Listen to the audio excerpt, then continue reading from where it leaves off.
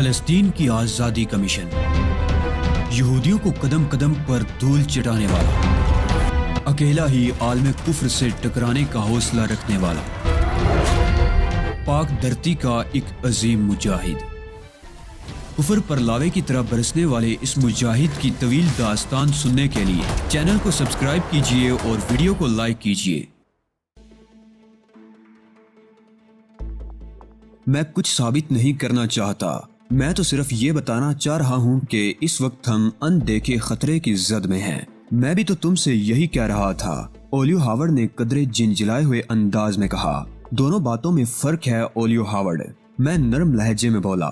تم نے ایک امکان کا جائزہ لیا تھا اور میں نے تمہیں بالکل سامنے کی بات بتائی ہے، یعنی اگر وہ لوگ فضائی ذرائع اختیار کرتے تو تمہیں بڑی آسانی سے گرفتار کر سکتے تھے، لیکن انہوں نے ایسا نہیں کیا۔ کیوں؟ کیا انہیں احمق سمجھ لیا جائے؟ ہرگز نہیں۔ وہ لوگ احمق ضرور ہو سکتے ہیں لیکن اتنی بڑی حماقت نہیں کر سکتے۔ گویا انہوں نے جان بوجھ کر سامنے کا راستہ اختیار کرنے سے گریز کیا ہے، یہی کہا جا سکتا ہے۔ اب یہ سوچو کہ جو لوگ سامنے کا راستہ چھوڑ سکتے ہیں وہ کوئی امکانی راستہ کیوں اختیار کریں گے؟ تم کیسی بہکی بہکی باتیں کر رہے ہو علی، میں تمہاری یہ بات نہیں مان سکتا۔ مت مانو، میں نے بے پرواہی سے کہا، لیکن یقین رکھو کہ ہماری تلاش میں کوئی پارٹی نہیں روانہ کی جائے گی۔ تم اتنے پر یقین کیوں ہو؟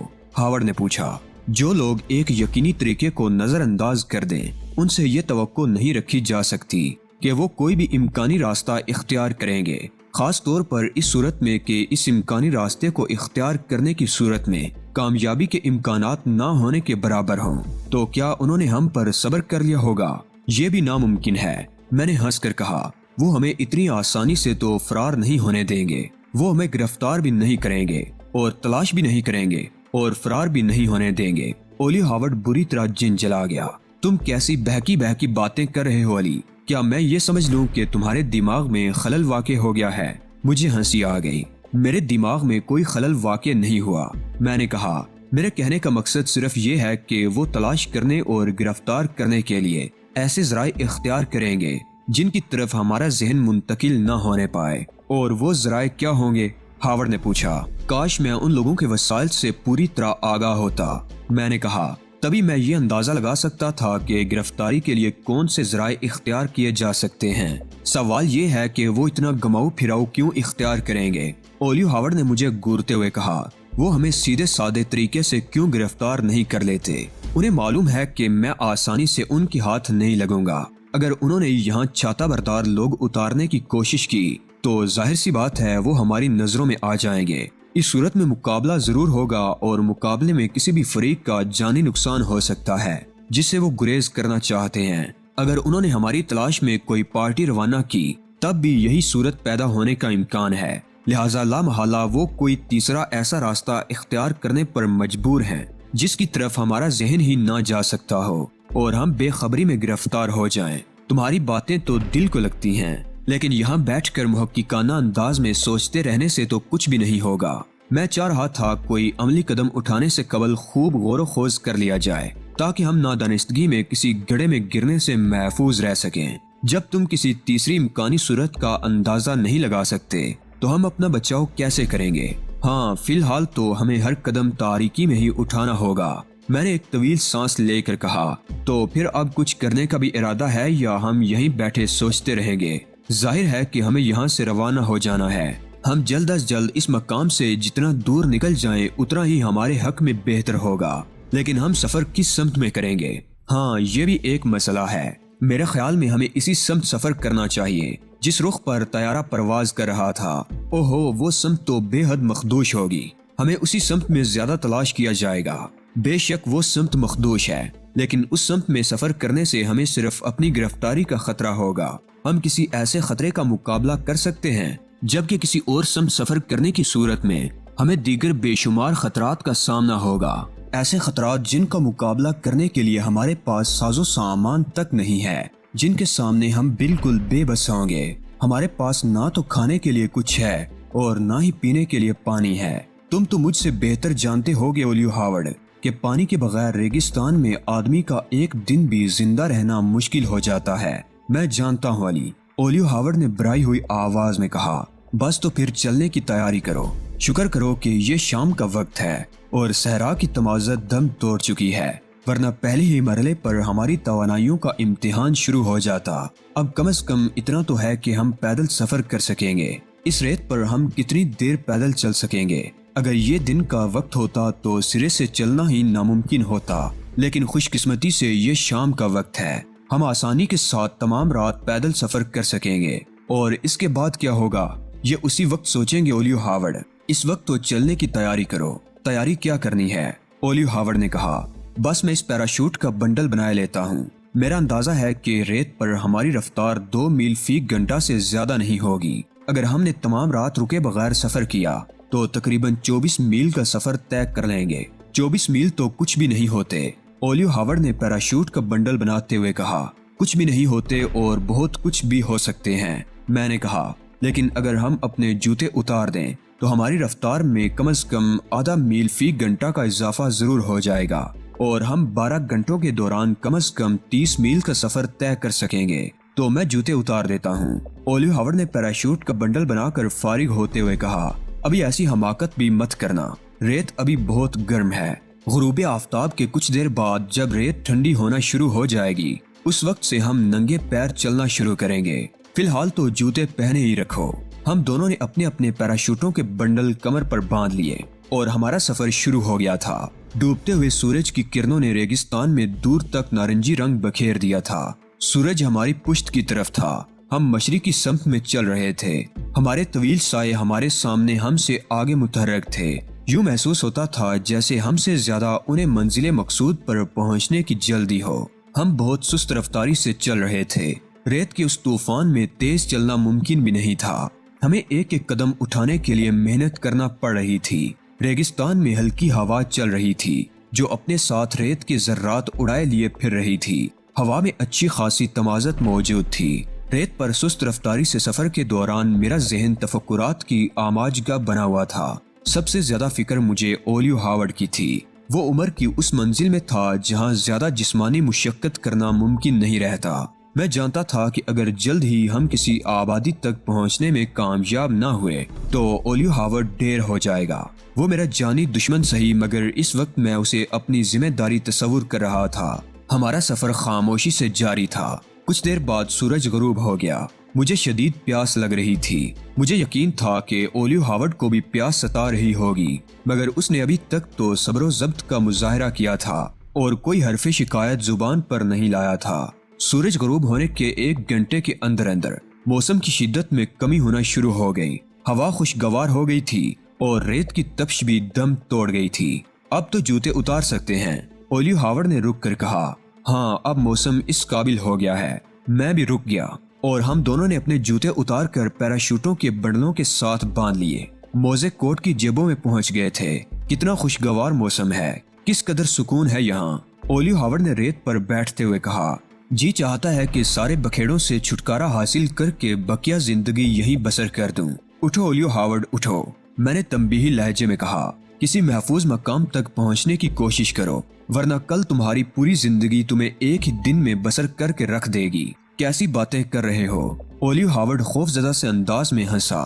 तुम्हारे ही भले की बात कर रहा हूँ ओलियो हावर्ड, वरना जी तो मेरा भी यही चाह रहा है कि यही रह पड़ूं। शहर की जिंदगी में किस कदर हंगामा, कितना शोरोगल होता है और यहाँ ऐसा मालूम होता है जैसे कायनात साकन हो गई हो। मैंने हैरत से ओलियो हावर्ड को देखा। यकीन नहीं आ रहा था कि उस जैसा सफाक सिफ्त शख्स ऐसी जमालियाती हिस्स भी रखता होगा, लेकिन फौरन ही मेरी समझ में वो वजह भी आ गई जिसके तहत वो इस किस्म की गुफ्तगू कर रहा था। थक गया था और अपनी थकन छुपाने के लिए ऐसी गुफ्तगू कर रहा था ताकि वो मेरी तवज्जो मबजूल करा के कुछ देर सस्ता सके। ये उसकी शख्सियत का असल रूप था। वो एक शातिर शख्स था और ये नामुमकिन था कि वो किसी भी मौका पर अपनी फितरत का मुजाहरा करने से बाज रहे। उसके बारे में कभी कभी तो मुझे ये गुमान गुजरने लगता था कि अगर उसका बस चला तो वो मौत के फरिश्ते को भी कम से कम एक बार तो जरूर जुल देने की कोशिश करेगा। तुम वाकई ठीक कह रहे हो ओलियो हावर्ड, मैंने संजीदगी से कहा। मैं अंदाजा कर सकता हूँ कि जिंदगी के हंगामों से थक जाने के बाद तुम्हें यहाँ कितना सुकून मिल रहा होगा, लेकिन मुझे अभी बहुत से हंगामे बर्पा करने हैं, लिहाजा तुम यहाँ सुकून समेटो। मैं तो चला। मैं उठकर चल पड़ा। अरे सुनो तो सही, ओलियो हावर्ड बौखला कर बोला। ठहरो, मैं भी चल रहा हूँ। इतनी जल्दी इरादा मुलतवी कर दिया ओलियो हावर्ड? मैंने तंजिया लहजे में कहा। मेरा कोई वाकई यहाँ रह पड़ने का इरादा तो नहीं था। मैं तो अपने महसूसात की बात कर रहा था। जिंदगी बखैर रही तो कल दिन मैं तुमसे तुम्हारे महसूसात पूछूंगा। कल दिन में क्या होगा? ओलियो हावर्ड ने मेरे साथ चलते हुए पूछा। थकन ने उसकी अकल खब्त कर दी थी। सूरज आग बरसा रहा होगा, रेत जलते तवे की तरह तप रही होगी और गर्म हवा के भभके तुम्हारी खाल झुलसाने की कोशिश कर रहे होंगे। मैं जानता हूँ। ओलियो हावर्ड ने एक ठंडी सांस ली। और ये जो इस वक्त तुम ठंडी सांसें ले रहे हो, उस वक्त वो भी गर्म हो चुकी होंगी। तुम इतनी खौफनाक बातें क्यों कर रहे हो? ओलियो हावर्ड ने खासे सहमे हुए अंदाज में कहा।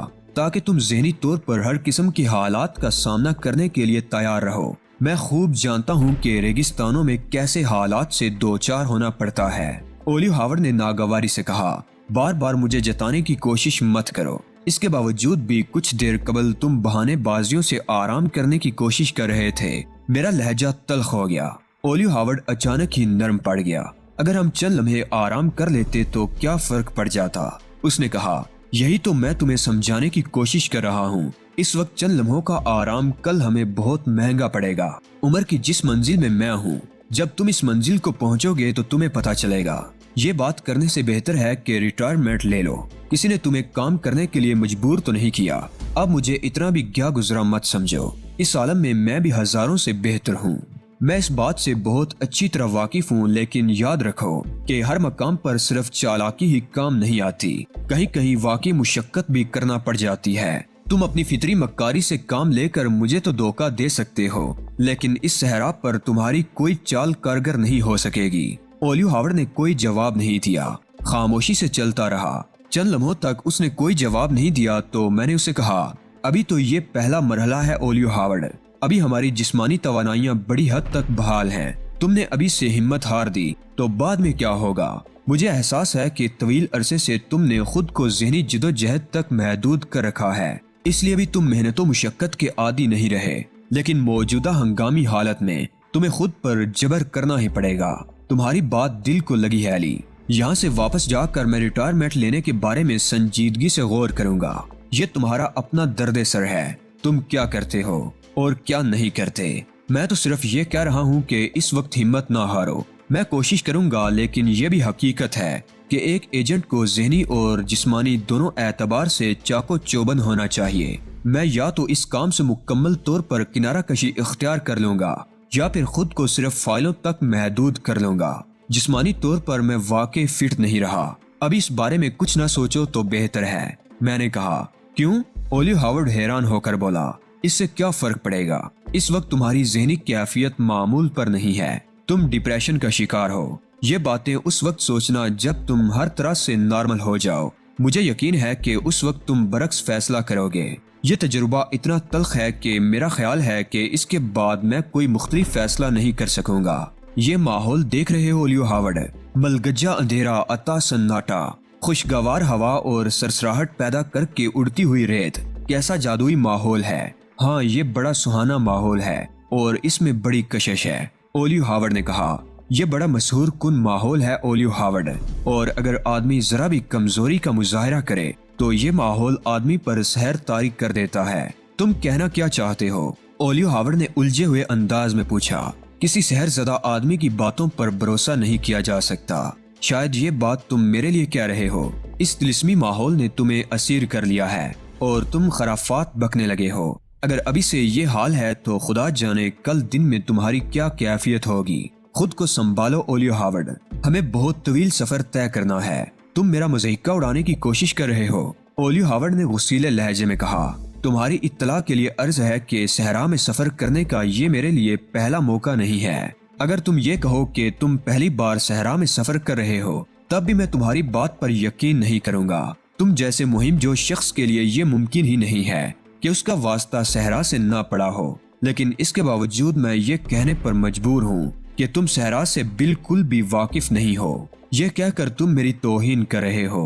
हरगिज नहीं ओलियो हावर्ड, मैं भला तुम्हारी तौहीन क्यों करने लगा? मैं तो इजहार हकीकत कर रहा हूँ। अगर तुम्हें बुरा लगा है तो चलो ये बता दो कि शराब की कितनी किस्में होती हैं। शराब की किस्में? اولیو ہاورڈ نے متخیرانہ لہجے میں کہا، اس کی کوئی قسم نہیں ہوتی، وہ تو ایک ہی قسم کا ہوتا ہے جس سے سب واقف ہیں۔ اس کے علاوہ ایک اور بھی سراب ہوتا ہے اولیو ہاورڈ، اور یہ وہ سراب ہے جو آدمی کے خیالات پر اثر انداز ہوتا ہے۔ اسے یہ نہیں معلوم ہونے پاتا کہ جو کچھ وہ سوچ رہا ہے آیا وہی سوچنا چاہتا ہے یا اس کے عزائم کچھ اور ہیں۔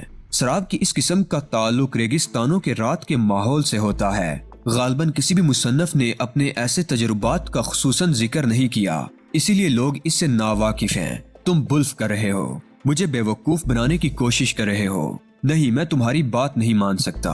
اگر ایسی کوئی بات ہوتی تو کسی نہ کسی نے تو ضرور اس کا ذکر کیا ہوتا۔ تم نہیں مانتے تو مت مانو، لیکن میری بات یاد رکھنا، اگر ریگستان سے صحیح و سالم واپسی کے بعد تم اپنی ریٹائرمنٹ والے فیصلے سے دستبردار ہو گئے تو پھر تم میری بات تسلیم کر لو گے یا پھر بھی مجھے غلط سمجھنے پر ہی مصر ہوگے۔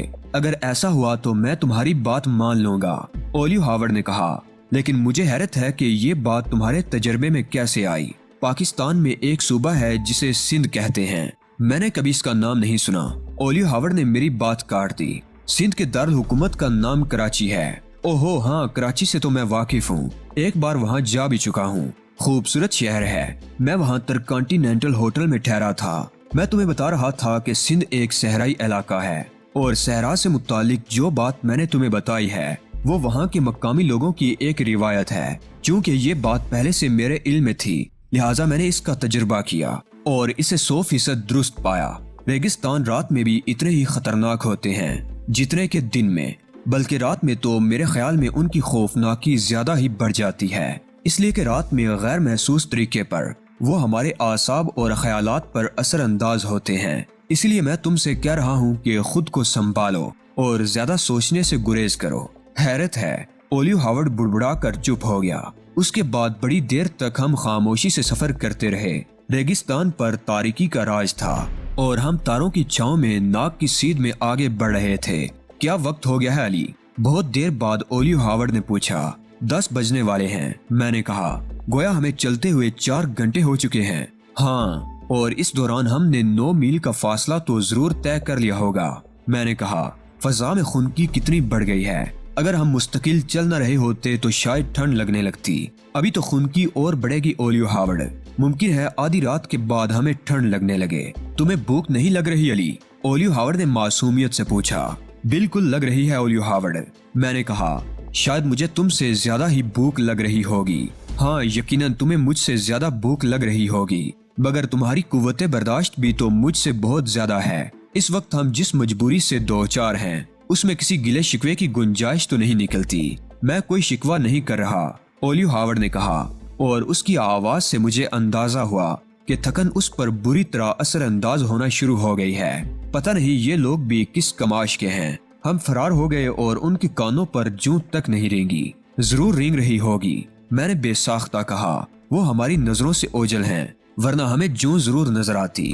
انہوں نے شاید ہمارے فرار کو کوئی خاص اہمیت نہیں دی، ورنہ ہمارا تعاقب ضرور کرتے۔ تم کہنا کیا چاہتے ہو؟ میں نے متخیرانہ انداز میں پوچھا۔ کیا تمہیں اپنی آزادی بری لگ رہی ہے؟ اس آزادی سے تو قید ہی بہتر تھی، کم از کم لوگوں کے درمیان تو تھے۔ ذرا دیکھو تو یہاں کیسا خوفناک سناٹا مسلط ہے۔ کچھ ہی دیر قبل تم کہہ رہے تھے کہ بقیہ زندگی یہیں گزارنے کو جی چاہتا ہے، اور اب تم اس ماحول سے نکل کر دشمن کی قید میں جانا چاہ رہے ہو۔ تم ہر بات میں بحث کیوں کرنے لگتے ہو؟ اولیو ہاورڈ چلتے چلتے رک گیا، اس کے انداز سے شدید جلاہٹ ظاہر ہو رہی تھی۔ چلتے رہو اولیو ہاورڈ، میں نے اس کا ہاتھ پکڑ کر نرمی سے کہا۔ مشکل یہ ہو گئی ہے کہ اب تم خود سے گرفتار ہونا چاہو بھی تو نہیں ہو سکتے۔ مجھے اس حال کو پہنچانے کی ذمہ داری تم پر عائد ہوتی ہے۔ اولیو ہاورڈ غرایا۔ یہ الزامات عائد کرنے کا وقت نہیں ہے اولیو ہاورڈ، میں نے مصلحتاً نرمی سے کام لیتے ہوئے کہا۔ اولیو ہاورڈ کی حالت خاصی خراب تھی، وہ جسمانی محنت کا ذرا بھی عادی نہیں رہا تھا۔ یہی وجہ تھی کہ ریگستان میں صرف 10 میل پیدل چلنے کے بعد اس کا ذہن اس کے قابو سے باہر ہو گیا تھا۔ خود کو پرسکون رکھنے کی کوشش کرو، ورنہ ہم اس صحرا سے کبھی نہیں نکل سکیں گے۔ ریت پر پیدل چلنا آسان کام نہیں ہے، اولیو ہاورڈ نے اپنے لہجے کے ہیجان پر قابو پانے کی کوشش کرتے ہوئے کہا۔ شہر کے پختہ راستوں پر بھی 10 میل چل کر آدمی ہانپ جاتا ہے، اور اس ریت پر 10 میل کم از کم 100 میل کے برابر تو ضرور ہوں گے۔ یہاں تو اگر کسی پہلوان کو بھی اتنا چلنا پڑے تو وہ بھی ہانپ جائے گا۔ تم عام آدمی کی بات کر رہے ہو اولیو ہاورڈ، جبکہ ہم دونوں میں سے کوئی ایک بھی عام آدمی نہیں ہے۔ ہم تو بہت خاص قسم کے لوگ ہیں جو صرف خاص قسم کے کام سر انجام دیتے ہیں۔ چونکہ ہم خاص قسم کے لوگ ہیں لہٰذا ہمیں حالات بھی خاص قسم کے ہی درپیش آتے ہیں۔ عام آدمی کو اس قسم کے حالات کا سامنا کرنا ہی نہیں پڑتا۔ ہم تو اتنے خاص قسم کے لوگ ہیں اولیو ہاورڈ کہ دنیا کا بڑے سے بڑا پہلوان بھی ہمارا مقابلہ نہیں کر سکتا۔ تم نے کسی پہلوان کی مثال دے کر نہ صرف اپنی بلکہ میری بھی توہین کی ہے۔ میں نہیں سمجھتا کہ تم جیسا خاص آدمی یوں عام انداز میں بھی سوچ سکتا ہے۔ میری خاص آدمی والی بات اولیو ہاورڈ پر اثر کر گئی۔ تم ٹھیک کہہ رہے ہو علی، اس نے بھرائی ہوئی آواز میں کہا۔ جس قسم کے حالات ہمیں پیش آتے ہیں، ایسے حالات سے کسی بڑے سے بڑے پہلوان کا بھی سابقہ پڑے تو اس کے اعصاب جواب دے جائیں گے۔ اعصاب جواب نہیں دے جائیں گے بلکہ چٹخ جائیں گے۔ میں نے اولیو ہاورڈ کو قابو میں رکھنے کے لیے اسے مکھن لگایا، بلکہ اگر یہ بات بالکل درست انداز میں بیان کرنی ہو تو یوں کہا جائے گا کہ بڑے سے بڑے پہلوان کو بھی ویسے حالات کا سامنا کرنا پڑ جائے جیسے ہم لوگوں کو اکثر درپیش ہوتے ہیں تو اس پہلوان کے اعصاب ایک زوردار دھماکے کے ساتھ پھٹ جائیں گے۔ اولیو ہاورڈ خوش ہو گیا۔ اس کی خوشی کا انداز مجھے اس کی آواز سے ہوا جو زندگی سے بھرپور تھی۔ حالانکہ جسمانی طور پر پہلوان ہم سے بہت زیادہ مضبوط اور طاقتور ہوتے ہیں، اس نے کہا، جسمانی طاقت اور مضبوطی اور چیز ہوتی ہے اولیو ہاورڈ، اور مختلف قسم کے سخت حالات کا مقابلہ کرنے کی صلاحیت اور چیز ہوتی ہے۔ اس کے لیے آنی اعصاب درکار ہوتے ہیں۔ تم بھی آنی اعصاب کے مالک ہو، مگر تم نے خود پر جو احساس طاری کر لیا ہے وہ تمہاری اعصابی قوتوں میں دراڑیں ڈال رہا ہے۔